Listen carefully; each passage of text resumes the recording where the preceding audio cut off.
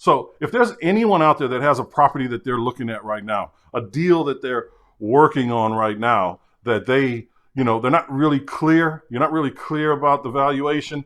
The reason I'm having this conversation is because all week long, I've been having this conversation with the people that I'm training, the people that I'm working with, because they don't know, like, how do you do that when they're sending me stuff and saying, okay, hey, listen, here's a deal that we got. And myself or my team is looking at these things.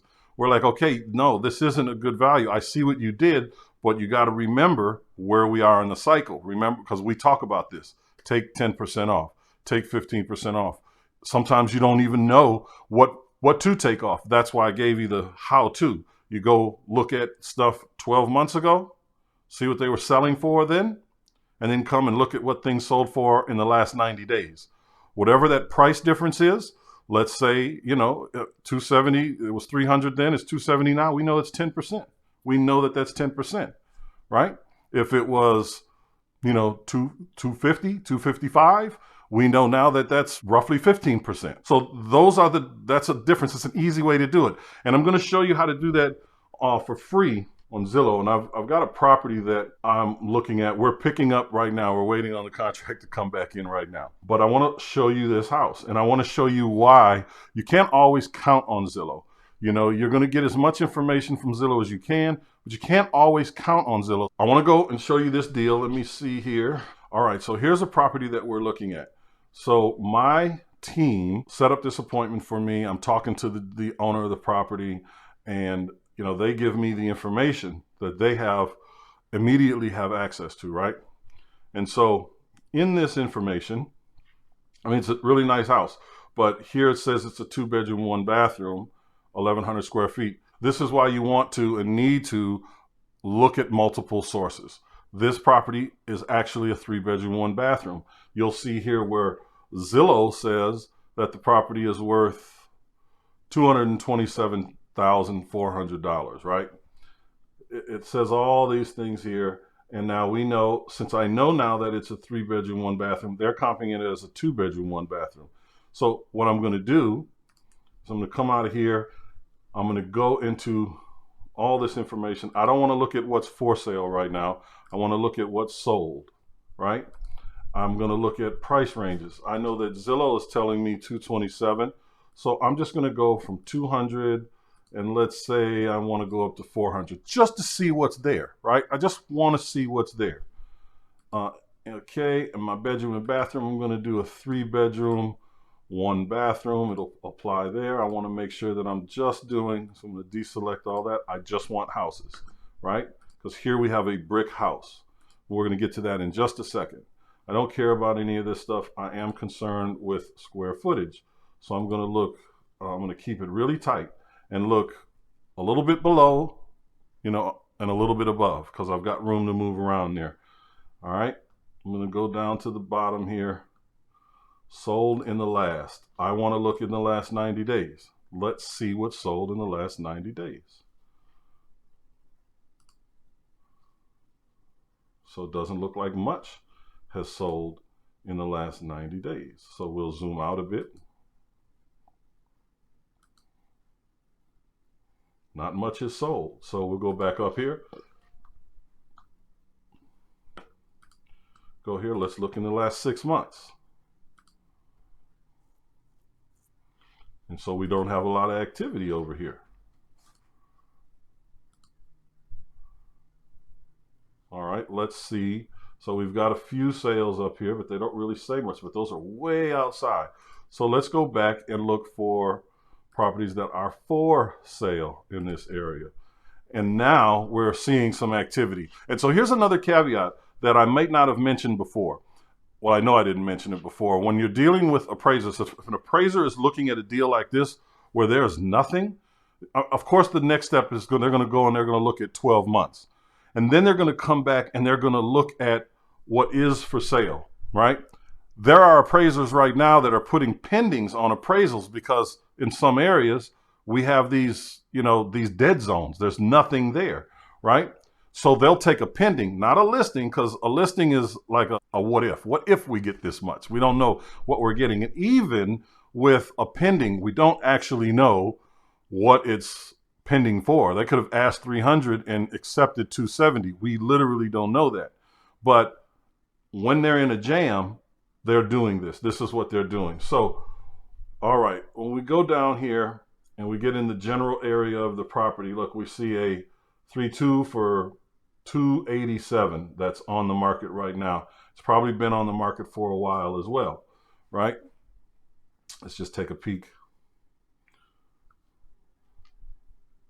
So they just did a $1,000 price reduction, which really doesn't do much of anything for anybody. It's only been on the market for 60 days. Once it gets to about 90 days, 100 days, 120 days, now you're going to really, you really have motivated people in those situations there, right? So this looks to be a renovated house. It's all the way renovated to some extent. And this is an area where you're going to see a lot. I mean, it's not super spectacular, right? But it's nice. It's a nice looking place, right? So 287, 60 days, that's what that is. Here's one that's really kind of interesting. Here's another 3.2 for 375. 1,100 square feet, just like our property, right?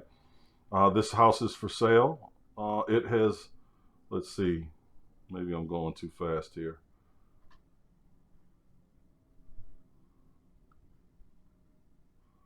It doesn't really say how long it's been on the market,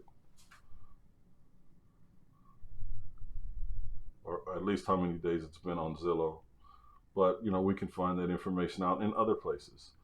But nonetheless, it's here, right? Let's see.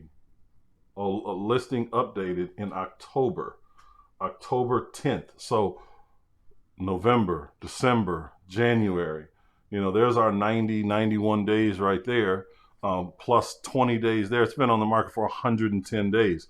It is absolutely overpriced, okay? But I'm showing you this, like here's another one at 250, that's 1,000 square feet. And most of them have probably been on the market for quite some while. Now, in this particular case, now this is new construction. So in this particular case, what I'm going to do with the house that I want, right? Here, let's see if we can go back. Maybe not. Maybe not. No, it won't let me go back, which is cool. But what I want to do with this house, well, what I am doing, I should say, with this house is I'm taking it over owner financing. In fact, we're doing a bit of a hybrid on this, which is really, really interesting. The man owns it free and clear.